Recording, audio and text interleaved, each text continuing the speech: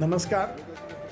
आज मोशी पिंपरी चिंचवड या ठिकाणी कृषी प्रदर्शन आंतरराष्ट्रीय जे भरलेलं आहे त्या ठिकाणी कर्तव्य असताना मला जाण्याचा योग आला.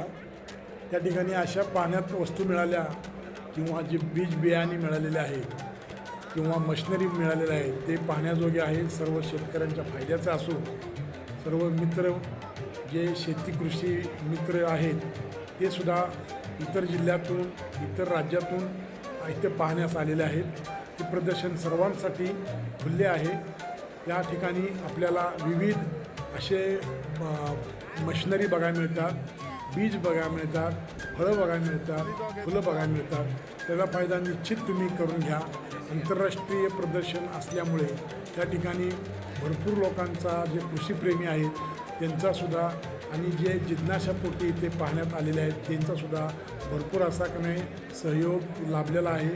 हे बघून आपल्या ज्या शेतीविषयक ज्या गोष्टी आहेत आपल्याला ज्या माहिती नाही आहेत किंवा ज्या नवीन मशिनरी आलेल्या आहेत त्याबाबत त्या ठिकाणचे जे माहितीगार आहेत ते आपल्याला सविस्तर माहिती देतात, मनमोकळेपणाने माहिती देतात. क्वचित एखादी गोष्ट माझ्याकडनं राहून गेलेली आहे, पण हे सांगण्यामागचं हेतूच आहे की ह्या ठिकाणी प्रदर्शन भरलेलं असून आपण ह्याचा निश्चित फायदा घ्या.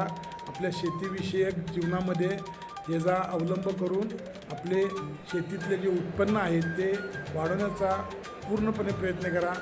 हा माझा एक छोटासा प्रयत्न आहे जो सर्वांपर्यंत पोहोचवण्यासाठी हा मी व्हिडिओ तयार केलेला असून त्या व्हिडिओसाठी आपण बघून मोशीमध्ये जाऊन कृषी तज्ज्ञांचा सल्ला घ्यावा.